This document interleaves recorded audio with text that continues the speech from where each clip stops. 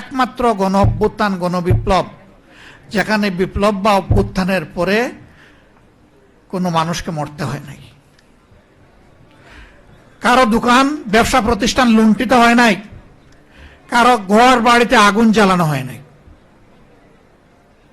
এদেশের মানুষ দায়িত্বশীলতার পরিচয় দিয়েছে। কিন্তু দুর্ভাগ্যের বিষয়, 6 তারিখ থেকে একদল লোক চাঁদাবাজিতে ঝাঁপাইয়ে পড়ল। সব জায়গা থেকে আমাদের কাছে খবর আসলো। আমরা তাদের শীর্ষস্থানীয় 2 জন নেতাকে নিয়ে বসলাম। আমরা বললাম, শহীদদের রক্তের কসম, পঙ্গুদের পঙ্গুত্বের কসম, আল্লাহর দোহাই দিয়ে বলি, এদেরকে আপনারা থামান।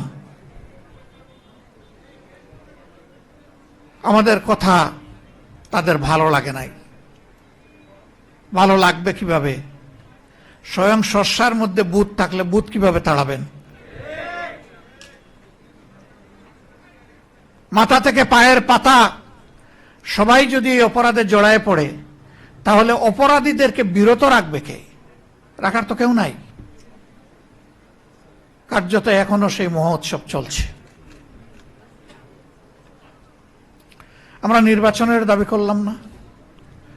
আমরা আমাদের সহকর্মীদেরকে বললাম যে শহীদদের বাড়িতে যাও, মা বাপের পাশে দাঁড়াও, সান্ত্বনা দেও, তাদের জন্য দোয়া করো, নিজেদের যা কিছু আছে উজাড় করে দিয়ে সেইটা করো।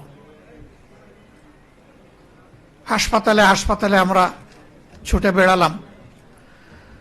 যারা কাতরাচ্ছে, এই যে একজন এখানে বলে গেলেন, তার মাথায় হাত দিয়ে জিজ্ঞেস করেছিলাম, তিনি এই কথাটা বলেন নাই, যে এইভাবে আহত হয়ে পড়ে আছেন, আপনি কি মানসিকভাবে দুঃখিত নাকি কি বলবেন আপনি? বললো, আমি মোটেই দুঃখিত না, আমি সন্তুষ্ট। আমার জাতির জন্য আমি যে রক্ত দিতে পেরেছি। আমি তো বেঁচে আছি, কিন্তু আমার সহযোদ্ধারা তো অনেকে চলে গেছে।